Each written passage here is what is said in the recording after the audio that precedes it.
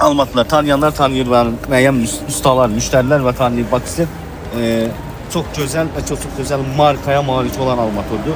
Həmçinin var, bunların 500 marka başka modelleri var. MMC'ler var.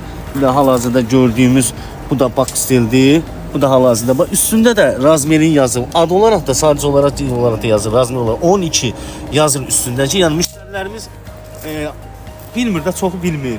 Ki məsələn bilir, bu 12'dir və salam 12'dir. Elə deyim də, elə markalar var ki, hamısı peçatını vurur. Yəni bu qardaş, bu 10'dursa 10'dur, 12'dirsə 12'dir. Yəni istənilən ştangerlərini, millimetrə nə edən ölçsün. Çünki markadır, Razmer'də hamısını vurur və elə də satışa göndərilir.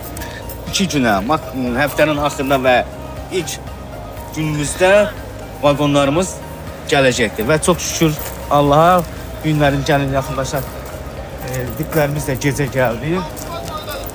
Və bütün ölçülər bizə, bütün ölçülər. Müəyyən ölçülərimiz azalmışdı.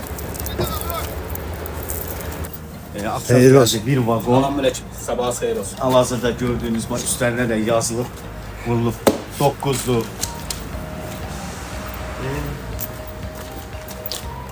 3'lük, 5'lik, 6'lık, 7'lik, 9'luk, 10'luk, 12'lik, 15'lik, 17, 18 ve 20.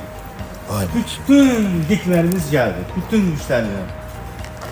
Buyurun əziz müşterilerimiz. Yani evveller ola bilər hansısa çeşitimiz tutarmışdı bu keçən həftə ərzində deyildik, yoxdur. Amma bugünkü gündə ücret var və artıq satışdadır. Səhər tezdən də müştərilər də müəyyənləri gözləyirdilər və gəldilər, götürdülər.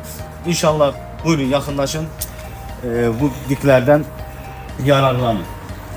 Yəni içəri keçsək hər bir razmer, hər bir ölçü görə bilərik.